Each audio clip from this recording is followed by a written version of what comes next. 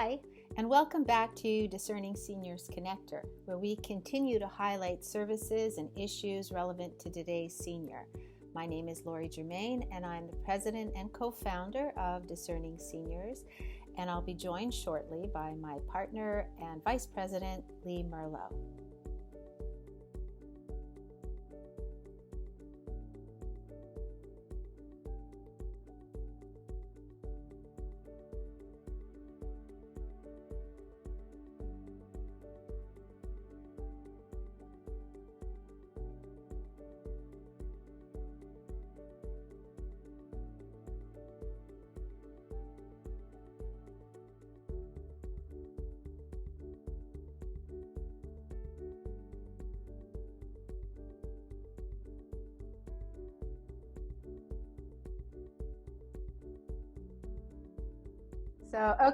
So I'm excited, Lee, today to be talking to Lee Grunberg from Integracare.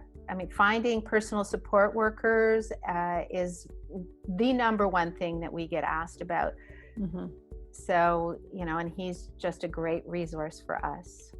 He is, and we often turn to Integracare as one of our providers for personal support workers because they embody the exact same values that we have. They treat their clients like family, and they treat their personal support workers like gold. The training is impeccable. They have gone above and beyond in trying to address some of the payment inequity issues that the government has now instituted, which he will go into. And we just share a common objective that we want all our clients to obtain joyful living, and that's what they're all about. They have very caring caregivers, so we've had excellent service with them. Mm-hmm. You and I have had this conversation before. We've long felt this profession has been very underappreciated. And not only do care workers work publicly and privately, but they also cast a huge safety net in the community, especially for the elderly people, our clients. These caregivers become parts of our lives and parts of our family. So it's a very personal relationship. So we appreciate the approach Integracare cares when they're placing personal support workers in our clients' homes. So we've had a great chat with Lee, and here it is. Thanks. Enjoy. Thanks, Lee, for joining us today. I know this is an incredibly busy time for you. What's happening out there, given the COVID situation? How are you ensuring that you're keeping your caregivers and your clients safe? Well, first of all, thank you for having me. It's such a pleasure and honor, and I love working with you guys. So I'm happy to take the time for sure. How we're keeping our clients and our caregivers safe is, it's the number one priority, and it really always has been. But we're just under such a finer microscope now to ensure that we take every single precaution to make sure that our caregivers and our clients are safe. I would argue that Integracare now and the services that we provide are safer than ever. And there's really been three main reasons. The first is on March 22nd, we launched a one workplace policy. And this was a month before the government mandated their one workplace policy. And actually, we spoke to the government at length about introducing this. And so what that means is that if a client is having one of our caregivers in their home, that caregiver is not going to go work with other clients. They're going to, and that's number one, to minimize the spread of COVID and try to prevent it from spreading. And that was a challenge. That was 4 days of ripping up all the existing schedules and rebuilding them from scratch to be able to enable a one workplace environment. And what it's done is it's allowed for better continuity of care, but it's really allowed for a much safer environment. The second thing is PPE, personal protective equipment. And since late February, we've started amassing personal protective equipment. And, whether that's masks and gloves and gowns, face shields, hand sanitizer, we've done it all. And everyone runs into problems on one product or another, but we've been able to procure everything that we've needed and more.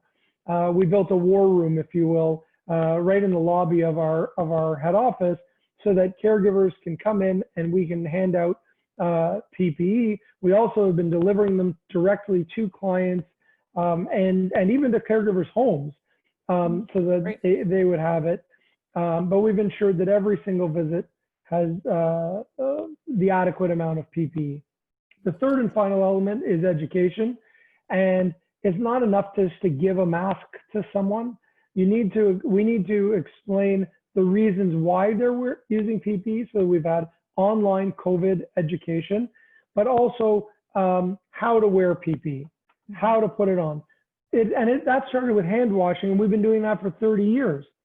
So proper hand washing techniques.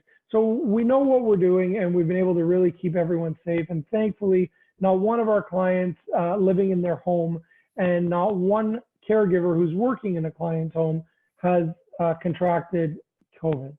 Oh, that's fantastic. Yes. I mean, given what is going on out there in Ontario, and I know finally, a very great thing that come out of this is the government has finally recognized personal support workers as essential services, but not for the private industry. So tell us how that impacts your caregivers and your clients. It was a bittersweet day when they announced that PSWs were going to be receiving pandemic pay and that they were an essential service. Why bittersweet? It should have been a day of jubilation. Finally, the personal support worker was going to get the hero level respect outside of Integracare, which they always get it at Integracare, but outside of Integracare, they were going to get the level of respect that they so badly deserve. Pandemic pay is a $4 an hour plus a $250 a month if you work over 100 hours a month, a bonus pay, if you will, a bravery pay. And it was meant to provide some incentive to get people to work amidst the world's worst pandemic we've ever seen. And unfortunately, they announced it before they really thought it out. And all of a sudden it ballooned and they could not offer pandemic pay. The government could not offer pandemic pay to everybody that in many cases rightfully deserved it. And so unfortunately, privately retained PSWs who could very well be working in a retirement home with COVID in the retirement home, but if they were retained by the family, they were no longer eligible. They would not be eligible for pandemic pay. So Integracare and our clients, really our clients, stepped up and we said our caregivers were going to get pandemic pay paid by Integracare from day one. And we started paying it from day one. And to this day, the government still hasn't caught up and made those payments. Believe it or not, we're not even going to get reimbursed for PPE that we've spent the money on. That sounds crazy. And it's also counterintuitive, isn't it? Like if so many people can stay out of publicly funded institutions and they can stay home to either get better or for whatever it is, even if it isn't COVID, you know, because other illnesses continue to occur, you would want to encourage that, wouldn't you? Wouldn't the government want to encourage that? Like, in theory? I've certainly tried to make that argument. The Home Care Association has tried to make that argument, and unfortunately, we were unsuccessful. Luckily, many of our clients have saved for the rainy day, if you will, and they are getting better care than they've ever received because they're getting better continuity of care. Unfortunately, their dollar is not going as far in terms of number of hours of care because they're spending it on pandemic pay and on PPE in order to keep everyone safe. And unfortunately, I wish it was the case, and I've offered all of our clients, if we're ever able to change the government's mind on this, we will issue a full refund for all the pandemic pay that the clients had to pay and the PPE. It's a terrible situation, and we're just so fortunate that for the most part, our clients have been able to afford it. Unfortunately, there are some clients that have not been able to maintain care because of the increased cost. And they're right now going without care. Many of them are ending up at the hospital at a much higher cost to the government sure. Right. than had they paid pandemic pay. Makes no sense. Now, and the result of having kind of fewer caregivers rotating around through more clients has been you've had no cases of COVID, you said, amongst your clients and caregivers.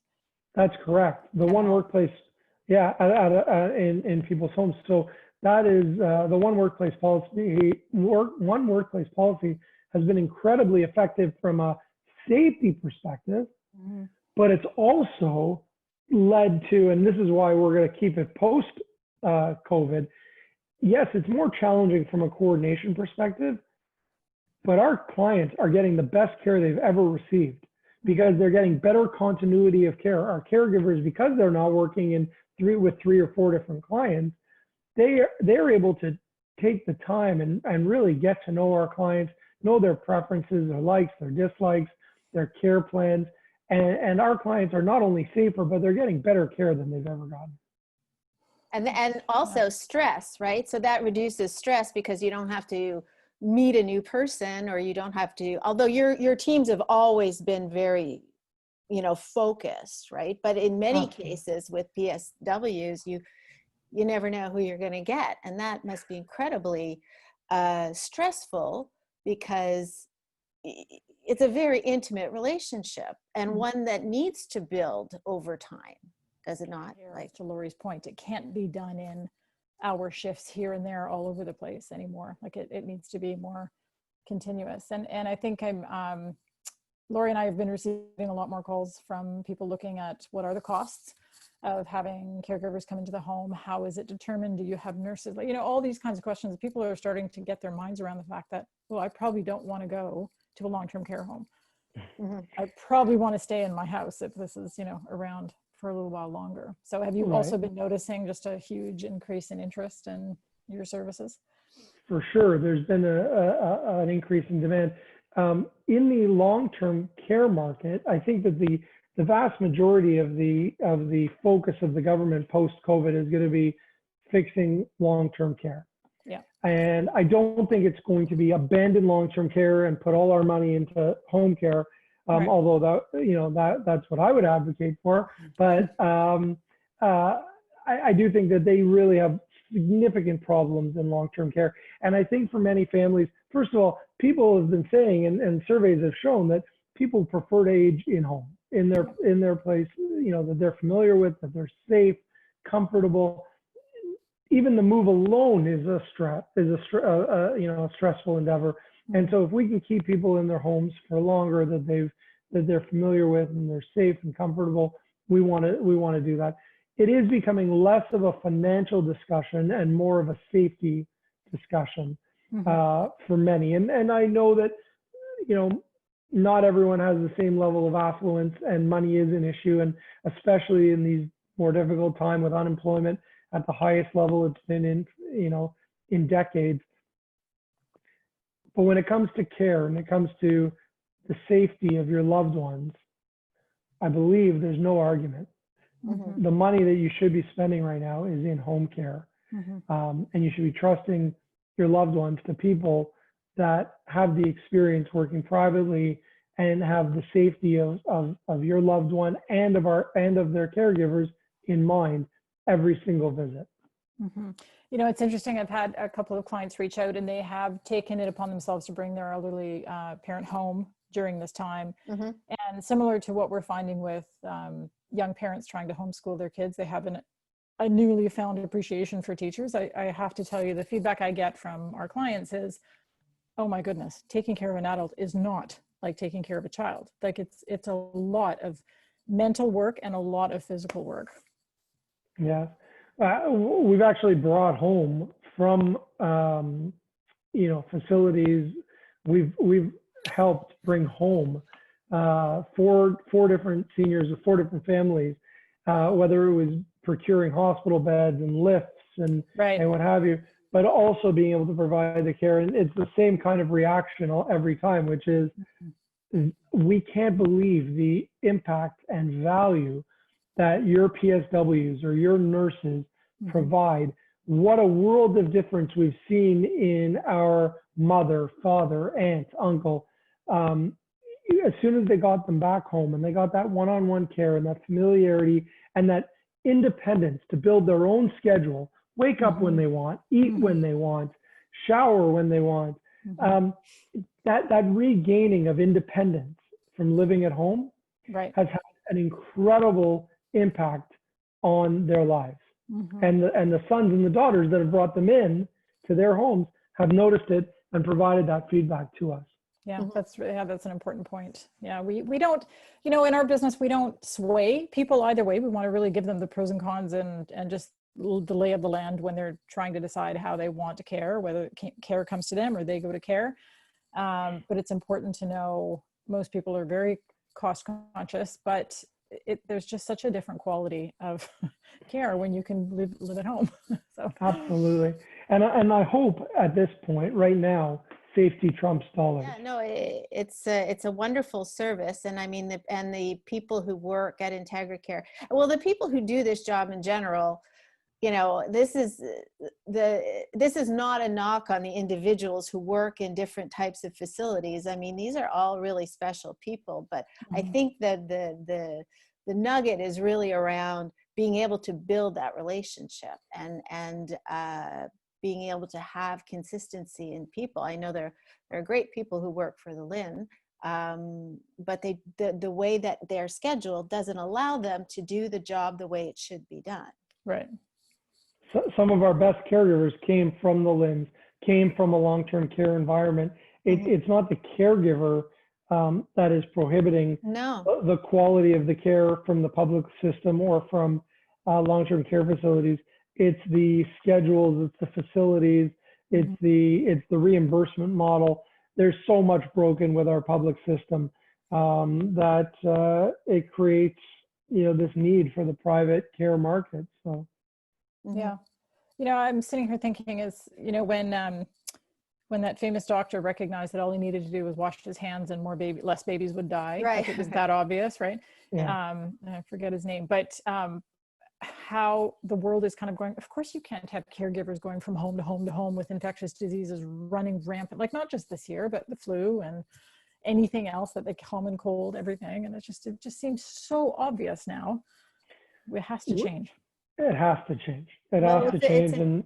It's a tail wag, it's a tail wagging the dog sort of model, the way it is, because it's all, well, it has been, filling in holes and it has been trying to fix a very broken system with bubblegum and Band-Aids. It doesn't work. Well, there's many different things that have been changed as a result of COVID, and some are going to have short-term positive effects, some are going to have short-term negative, some are going to have long-term negative, and some are going to have long-term positive.